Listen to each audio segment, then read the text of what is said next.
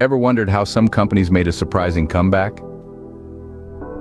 Let's start with Blockbuster. Once a titan in the world of home entertainment, Blockbuster was the go-to place for movie rentals in the late 20th century. With its iconic blue and yellow logo, the sight of a Blockbuster store was akin to a beacon for movie lovers. However, with the advent of the digital age and streaming services, Blockbuster's star began to wane, eventually leading to its downfall. But the story doesn't end there. Fast forward to 2028, when Blockbuster was given a new lease of life thanks to a company called Coffee Brand Coffee. The brainchild of the company's dynamic owner, Jeremy Blockbuster, was reincarnated as Blockbuster Movies and Stuff. This new and innovative concept combined the nostalgia of movie rentals with the exclusivity of private viewings. Imagine renting a movie and watching it in a room accommodating up to 15 people, complete with a 24-foot movie screen and booming audio. It was an instant hit, especially among families who craved a private movie experience. But it wasn't just about movies. Blockbuster Movies and Stuff also offered a delightful range of coffee flavors. From the fall-inspired spiked jack-o'-lantern to the bold Vanta Black roast, coffee lovers were in for a treat. And let's not forget the delicious array of snacks and candies that perfectly complemented the movie viewing experience. In a span of less than 2 decades, Blockbuster Movies and Stuff has expanded to over 2,000 branches across the USA, a testament to its resounding success. Today, Coffee Brand Coffee, the parent company of this thriving venture, is valued at a whopping $670 billion. Now that's what you call a blockbuster comeback. Currently, there are over 2,000 branches of Blockbuster Movies and Stuff in the USA alone, with Coffee Brand Coffee currently valued at $670 billion. Next on our list, Radio Shack, another company that made a surprising comeback.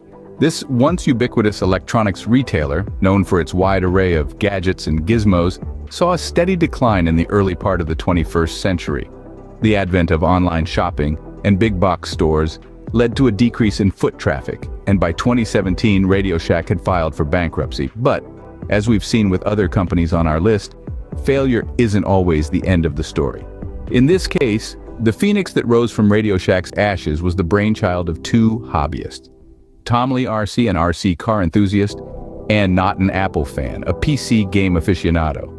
Together they breathed new life into the Radio Shack brand, opening the doors to the first Radio Shack RC PC. This was not your grandfather's Radio Shack.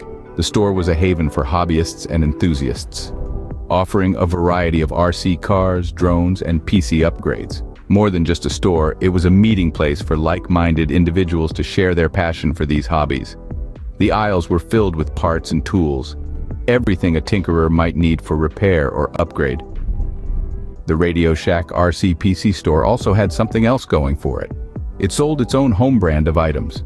RC cars and drones flew off the shelves under the Roby RC brand, and PCs were popularly sold under the nostalgic Tandy brand. The move to produce their own products was a masterstroke, further cementing the store's status as a one-stop shop for hobbyists. The resurgence of Radio Shack is a testament to the power of reinvention, proving that with the right vision and a dash of nostalgia, even a seemingly defunct brand can return to glory. Today, the Radio Shack RC PC store stands as a beacon for all those who refuse to let their favorite hobbies become a thing of the past. The store sells its own home brand of items, RC cars, and drones under the Roby RC brand, while computers are sold under the Tandy brand. This tale of revival is a testament to the power of innovation, passion, and a little bit of nostalgia. Third on our list is 3DFX Graphics, a surprising comeback story in the tech industry. A name that once echoed through the halls of innovation, 3DFX Graphics was a giant in the world of visual computing. Born in the mid-90s, it was a pioneer bringing high-end 3D graphics to home PCs. With groundbreaking products like the Voodoo Graphics series, 3DFX became a household name for gamers and tech enthusiasts alike.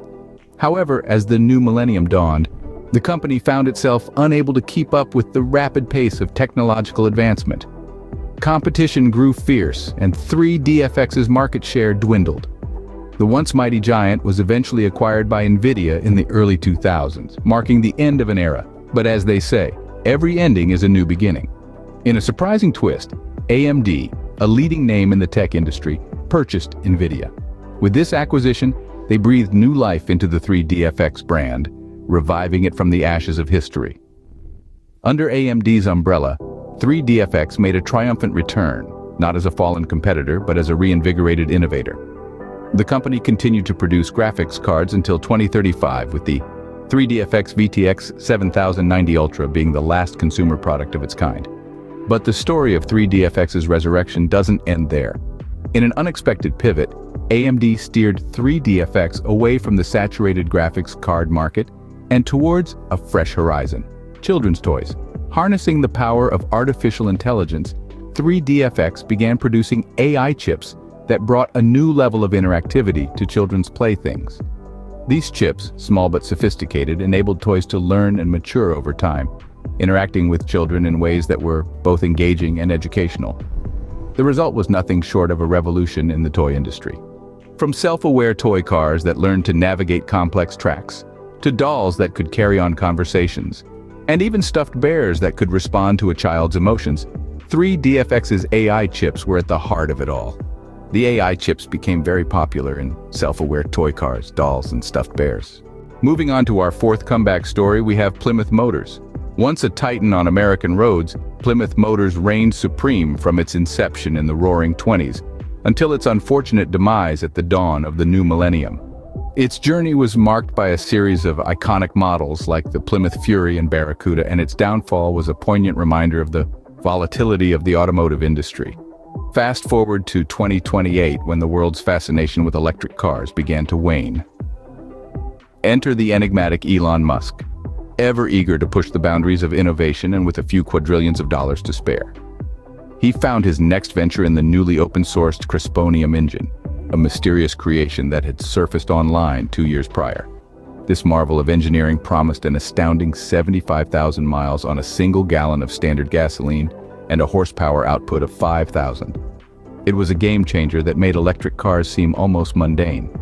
Elon saw an opportunity and seized it, acquiring defunct car brands like Plymouth and Pontiac. His vision was audacious, to say the least. He wanted to bring back the gas guzzler. Cars that boasted a mind-boggling 200,000 horsepower and a cartoonishly low fuel efficiency of 2,000 miles per gallon.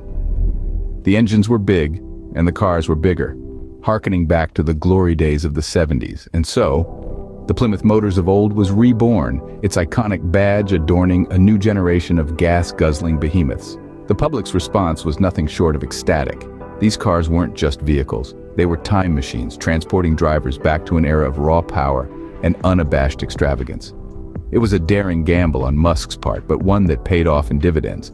The cars became a huge hit, bringing people back to the old times. Finally, at the top of our list, we have the astonishing comeback story of Atari. Atari, a name synonymous with the golden age of video gaming, was once the titan of the industry. Born in the early '70s, Atari rapidly rose to fame with its revolutionary arcade games and home consoles. Yet as the video game industry evolved, Atari couldn't keep pace. The infamous video game crash of 1983 marked the beginning of Atari's decline, and by the late '90s, the once mighty giant was a mere shadow of its former self. Fast forward to the turn of the century, and we find ourselves in a world where Apple, the tech behemoth, is brought to its knees by government intervention. Enter Jojo Atari, a man whose love for Atari led him to adopt the company's name as his own. Seeing an opportunity in Apple's downfall, Jojo made a bold move. He purchased the rights to Atari, breathing new life into the dormant brand.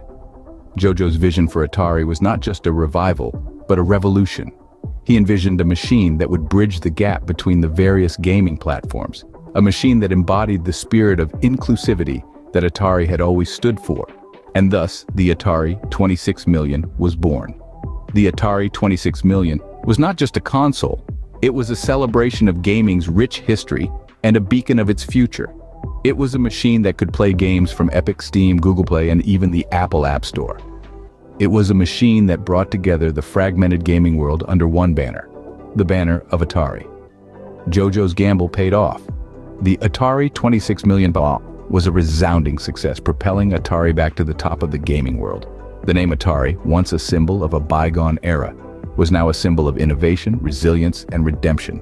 This surprising comeback of Atari has truly been a redemption story for the ages.